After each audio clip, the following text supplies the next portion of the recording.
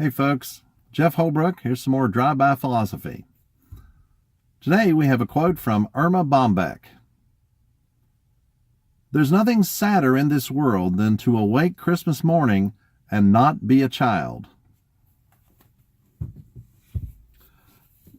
I find this interesting mainly because children, especially on Christmas morning, I remember how exciting that was. As far as like the context on this will be the sense of wonder that kids have, that they are so impressionable and so willing to just marvel at things.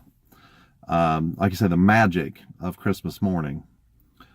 Again, aside from obviously the Christian applications to it, but what I'm talking about is that as adults, we have a tendency to lose our sense of wonder.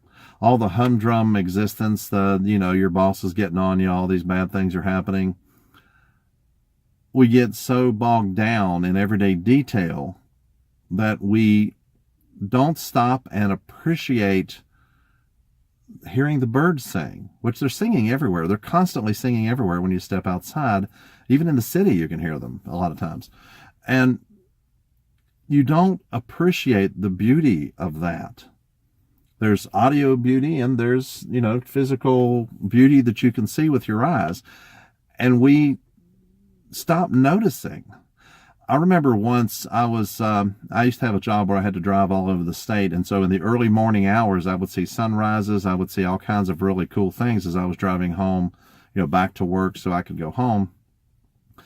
And I remember once I stopped at a rest area here in West Virginia, and it's a very, very common thing to have fog that is in patches and low to the ground in this particular area. It's a damp area, and so the sun would come up and this fog would start to rise off the ground, but it would be like clouds, actually. And I was getting out of the car, and this child was getting out of the car with the grandparents, it appeared.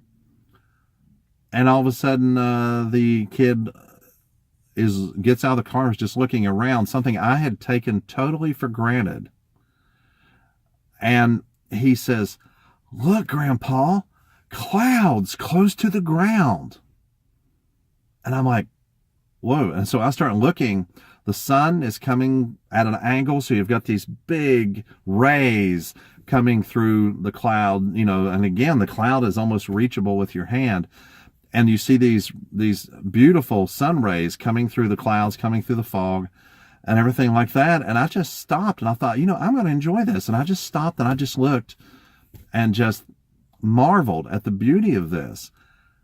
But if the little kid had not brought this up, I would have been completely oblivious to it. I would have said, "Oh, no," I just would have walked on by it because it's so common, and I had my own concerns and just wasn't paying attention.